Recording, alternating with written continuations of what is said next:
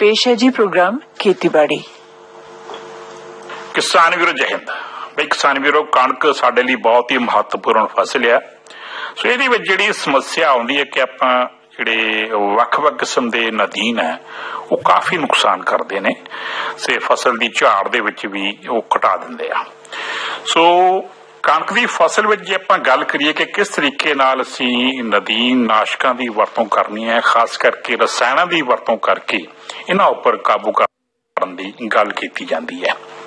सो किसान वीरो, जिस तरह आपां जे गल करिए कणक दे विच पछेती बीजी कणक दे विच ना गुल्ली डंडा ते चौड़े पत्ते वाले नदीनां दी रोकथाम वास्ते आइसोप्रोटेरान ग्रुप दे विच नदीन नाशक ने वख-वख 75 घुलनशील ताकत दे हुंदे आ ते 500 ग्राम फी एकड़ दे हिसाब नाल असीं बिजाई तो जदों 30 तो लैके 35 दिनां बाद है उदों वरतों करनी है, जदों कि आपां ने पहला पानी तां लाता पर खेत दे विच ना तुर फिर सकीए।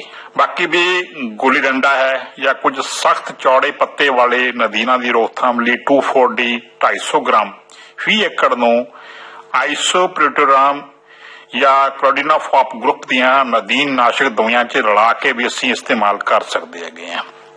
ते गुल्ली डंडा ते जंगली जवी दी रोकथाम लई पहली पानी तो 2-4 दिन पहला ना आइसोप्रोटेरान नदीन नाशक दी वरतों करनी है। इस तरह किसान वीरो गल कर रहे सी 2,4-D दी।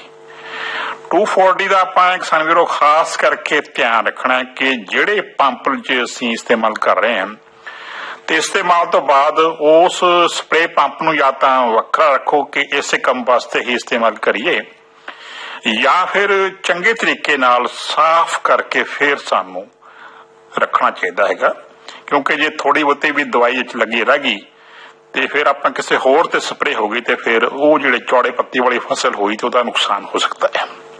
सो जिस तरह गल कर रहे सी कि गुल्ली डंडा ते जंगली जवी की रोकथाम लई पहले पानी तो 2-4 दिन पहला ना आइसोप्रोटेरान नदीन नाशक वरतने हैं ते भारियां जमीनां लई आइसोप्रोटेरान 75 घुलनशील 500 ग्राम, दरमियानियां जमीनां लई 400 ग्राम ते हल्कियां जमीनां वास्ते 300 ग्राम फी एकड़ दे हिसाब नाल सिफारिश की गई है। जौंदर की रोकथाम लई क्लोडिनाफॉप जां फेनेक्सोप्रोपाइल की वरतों कर सकते हैं आपां। जिथे गुल्ली डंडा आइसोप्रोटेरान नाल लगातार वरतन करके खत्म ना होवे उत्थे आपां कुछ होर जिहड़े हैगे जिस टॉपिक है वो दवाइयां की वरतों की गई हैगी है, जिन्हें कि क्लोडिनाफॉप ग्रुप दियां ने या पिनोक्साडिन ग्रुप चों ने।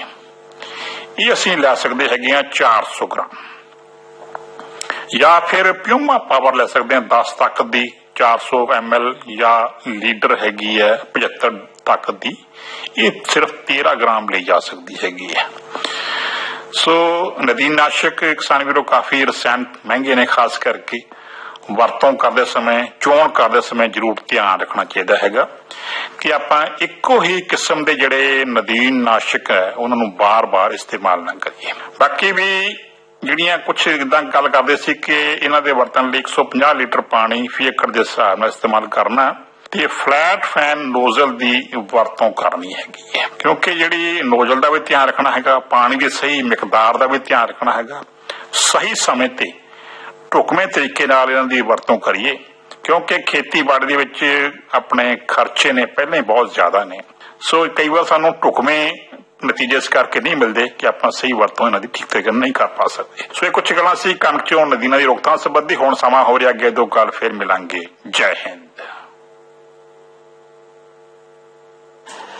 ਇਹ ਸੀ ਜੀ ਪ੍ਰੋਗਰਾਮ ਖੇਤੀਬਾੜੀ। ਤੁਸੀਂ ਸੁਣ ਰਹੇ ਸੀ ਆਕਾਸ਼ਵਾਣੀ ਦੇ ਜਲੰਧਰ ਕੇਂਦਰ ਤੋਂ।